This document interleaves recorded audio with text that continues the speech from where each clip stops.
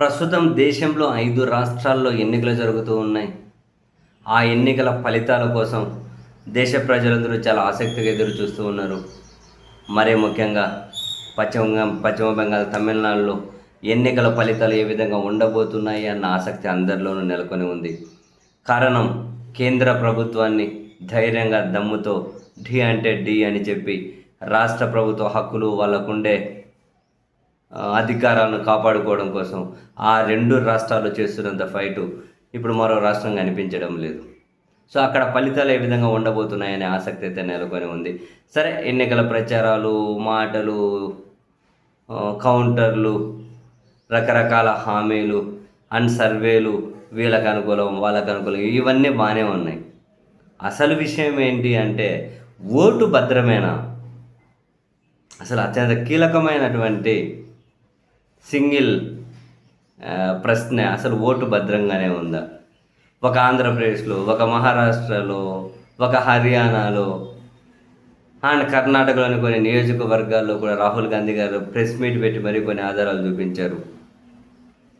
ఇంకా ఆంధ్రప్రదేశ్లో అయితే అర్ధరాత్రి ఓట్లకు అమ్మద్దు.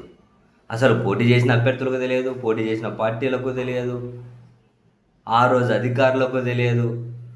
అర్ధరాత్రి 52 లక్షల మంది రాత్రి 8 గంటల తర్వాత ఆంధ్రప్రదేశ్లో ఓట్లేశారు అని.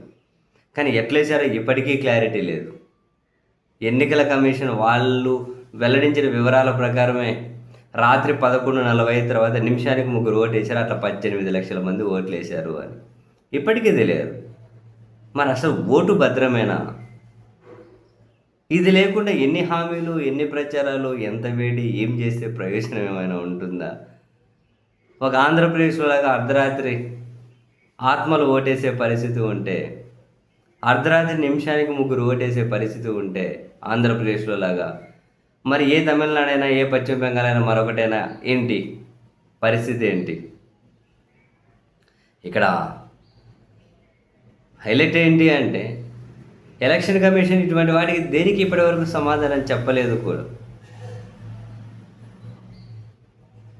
అసలు మనం అదిగో తమిళనాడులో వీళ్ళ అధికారం అంట, పశ్చిమ బెంగాల్లో వాళ్ళ అధికారం అంట, అదిగో మోదీ గారు ఎట్లన్నారు, అదిగో అమిత్ షా గారు ఎట్లన్నారు, అదిగో చంద్రబాబు గారు తమిళనాడుకు పోయి ఎట్లన్నారు, అదిగో విజయ్ పార్టీ ఇదంట, స్టాలిన్ అదంట, ఇవన్నీ చూస్తూ ఉన్ని ప్రతి వార్త చూసినప్పుడల్లా ఈ ఎన్నికలకు సంబంధించి ఏ న్యూస్ చూసినా కూడా నాకు ఫస్ట్ మెలిగేది, అసలు ఓటు భద్రమేనా?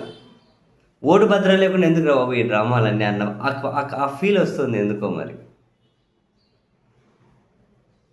ఓటు భద్రం ఉంటే ఓకే, అది లేకుండా ఏంది పరిస్థితి? సరేలే, ఇంకో 10-12 రోజులు అయితే ఎన్నికల ఫలితాలే వస్తాయి కదా. అప్పుడు మళ్ళీ ఇంకేమైనా కనుక గమ్మత్తులు, మ్యాజిక్లు ఏమైనా బయటకు వస్తాయా? లేకుండా అరే ఇప్పటికే చాలా పెద్ద చర్చ జరుగుతుంది ఎన్నికల ప్రజాస్వామ్యం మీద, ఎలక్షన్ కమిషన్ మీద, అందుకని చెప్పి ఎన్నికలు పరిపూర్ణంగా జరిపించి, ప్రజాస్వామ్యబద్ధంగా జరిపించి, ఈ వ్యవస్థ యొక్క విశ్వాసాన్ని మనం పెంపొందించాలి అని చెప్పి ఏమైనా వీళ్ళు ఆలోచిస్తారా? ఏమో, మొత్తం మీద చూద్దాం ఎలా జరుగుతాయో.